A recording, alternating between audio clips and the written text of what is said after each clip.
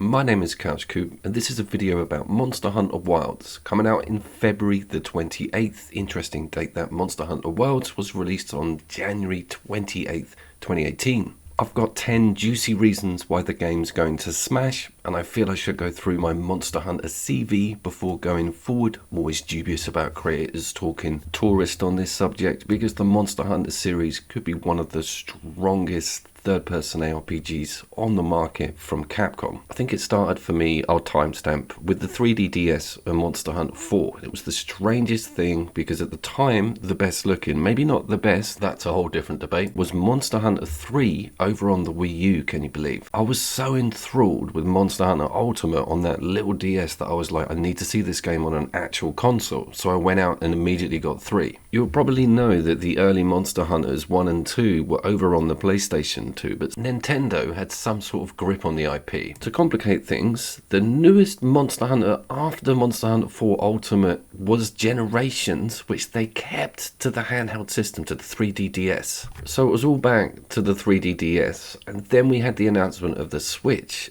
And with the Switch came Monster Hunter Generations X, which was an upscaled HD version of the Generations 3DS game. That was a mind-blowing piece of software. And that brings us up to 2018 in the announcement of Monster Hunter World. That game sort of changed things for me. It was the first time I've got properly bitten by the live service bug. So always logging in, new content, wanting to see what was around the corner, keeping up with the patches and updates, and that Iceborne DLC was just a stone cold classic. Then, I think because Nintendo's time was running out on this IP ownership, pushed out Monster Hunter Rise as a Switch exclusive. So we're all back to that older system. Rise was a really big one for me. Also, they introduced these new mechanics. We will talk about them in a second. But then the final cherry on the cake, the second purchase of Rise over on the PlayStation 5 with that beautiful performance, amazing 60 frames, 4K. I consider it the home for that game. And we also had Sunbreak, the excellent DLC that I put a full standalone video out about. You have to play that before you even touch Wilds. I beg of you. I'm so sorry. I feel like I've been on some sort of therapist's couch after getting that off my chest. But my point is they gave us the runaround. This IP has jumped from different exclusive systems. It's just been crazy. And Wilds is multi-platform.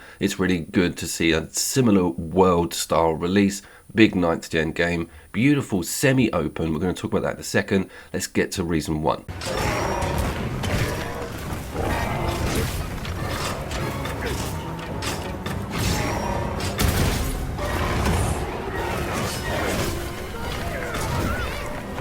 So reason 1 is about the updated RE engine, and what we're actually looking at here within that beta. All of this footage is switched over to performance mode. I did a beta live gameplay video where I sat in the quality, and the game has a bit of a wobble. It does perform slightly better in performance, but this beta was a bit sketchy. I feel the full game will be a lot smoother, but it does point to this populated system that the game rests in now, maybe pointing towards pro-centric PlayStation 5 performance requirements. Just saying it makes me feel a bit sick. Only time will tell on that one. There wasn't too much noise about the beta running differently on the PlayStation Pro. That machine was barely out, I think, by the release date of this beta. If you play Dragon's Dogma 2, you'll know that that performance in places has been ironed out a little bit. Last time I looked at that game, it didn't have a performance toggle within the UI or options, but the win with this engine is its spectacular lighting and particle dissipation and just stuff flying around everywhere. It handles weather really well,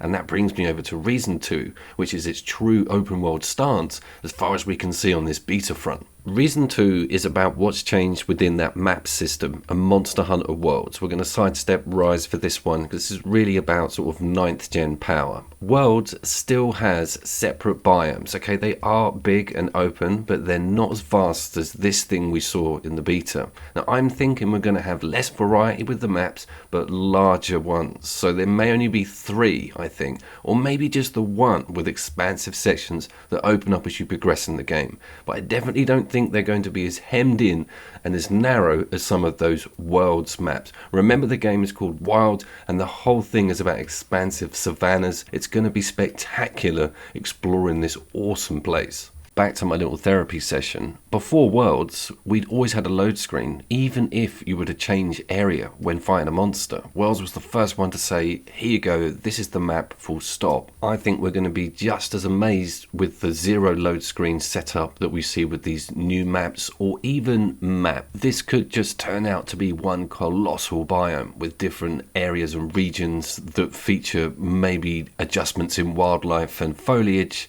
but zero load screen full stop, i.e. not even changing that prior to quest, may be a thing.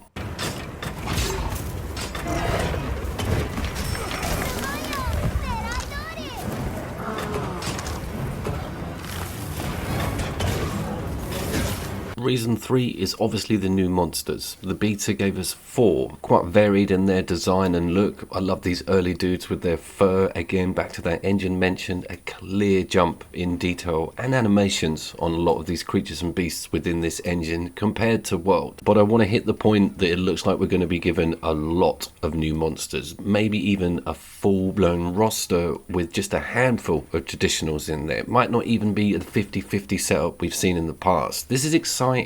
Also, seeing the return of traditional monsters in new engine is amazing as well. We saw that with the wirebug attacks in Rise and how they reworked all of their comebacks to that question. Absolutely amazing stuff. Rathalos is 100% in it because we had a little glimpse of him in that intro. The door's open with that. New monsters I'm happy with. Old monsters I would love. It's kind of win-win. Is Rathalos the male one? I might have that wrong. Oh my god, am I a tourist? And that is point 4. With new monsters comes new armor and new look weapons. I want to make the point that Monster Hunter Wilds does not appear to have any additional new weaponry. The standard 14, again, extremely happy with that. Getting your head around all 14 of them is a job in itself. But getting to see some of the ideas from the artists at Capcom around this video game will be absolutely spectacular. I'm going to take this opportunity to plug my new Instagram account. This was around in 2019. I kind of got rid of it. I've brought it back, ready for Wilds, but I've sport only the nicer looking sets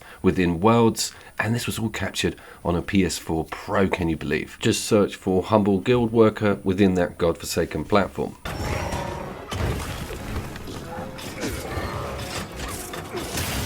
Now, reason 5, and this might be obvious to some of you already, is the change in moves and move sets on some of the more iconic weapons. The Charge Blade is recognizable to me, but reaching that big overhead combo swing head round slam move is now being put somewhere I can't reach with my muscle memory. Obviously things will get learned, but it's an interesting angle that they're meddling around with those golden rules that surround some of those awesome weapons. New Turf Wars as well. We're not going to have that as an official number, and when it went full Kong here, I just was literally speechless. That doesn't happen to me a lot when I'm playing video games.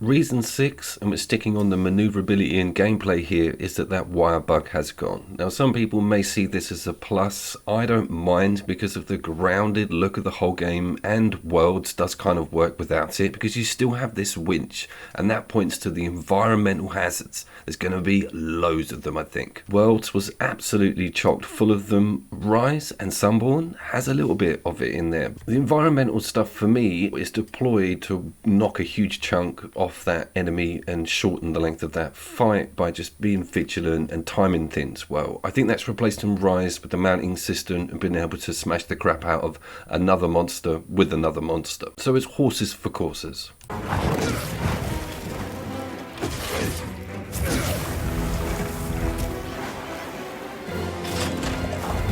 Whilst we are still looking at some of this combat, I want to bring in reason 7, and it's the reworked focus system. Monster Hunter has quite a strange relationship with the focus button. It is something you proactively tap to actually look at the monster. Now they've split it so that you can look at a particular point. It'll be red, the larger the enemy, the more there are. It's really helpful for projectile weaponry, but also for people on the melee front to sort of know which end to go for or which section is more damaged. It's quite an interesting shooting system. It's the first time I've ever seen it in the series, so it was all eyes on that. I see it as a plus. It was very cool when I was getting that bowgun going, but I'm not too sure how it would work with people who are after a slightly more overall damage dealing tactic.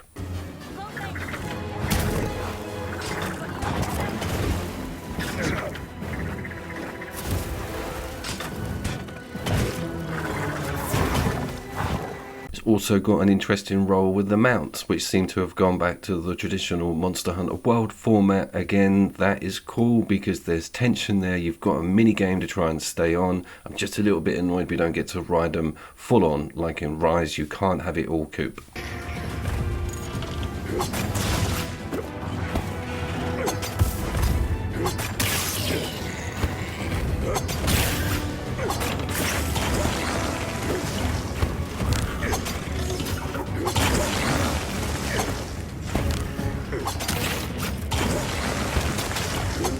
Did you see it try and spit? It's like mank on me, and I had to go to the other end. I mean, I love that stuff, and it was really good in World, to be fair. The bigger and more fierce the monster, the more tough it was to keep that mount going. The longer you were on, technically, the longer it stayed down after you presented that knockout blow.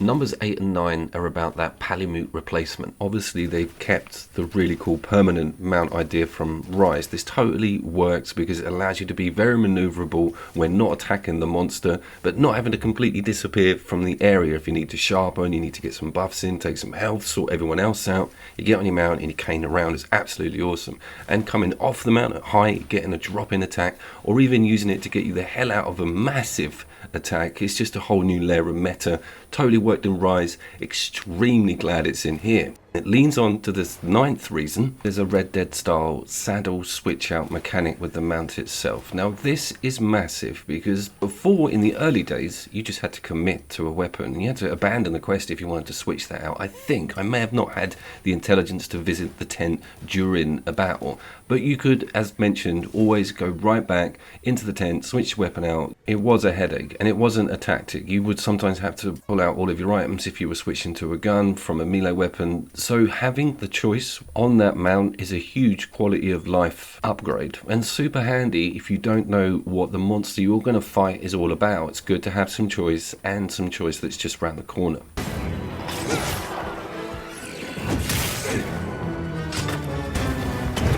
I've put number 10 at the end because I know it's going to annoy a load of lefties, but if you can decode this statement, then go ahead. The character creator allows you to make a really attractive straight male or female of Caucasian origin, and that's a bit of an exception at the moment in Western video games.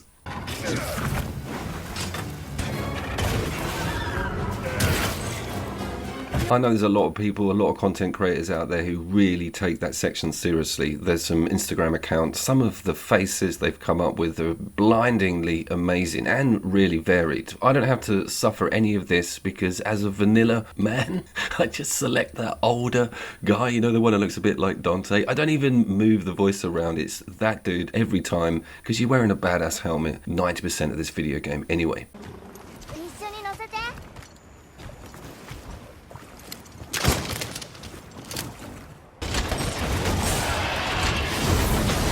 Sunbreak also needs to be played, or my video on the subject watched as a minimum. Remember that therapy session? Gorman Gala in almost 8th gen? It's amazing.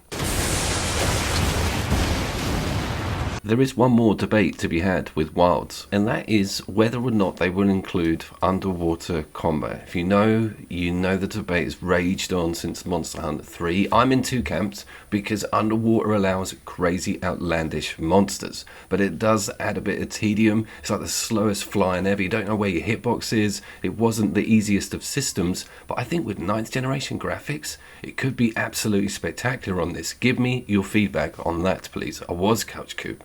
Please see me down there.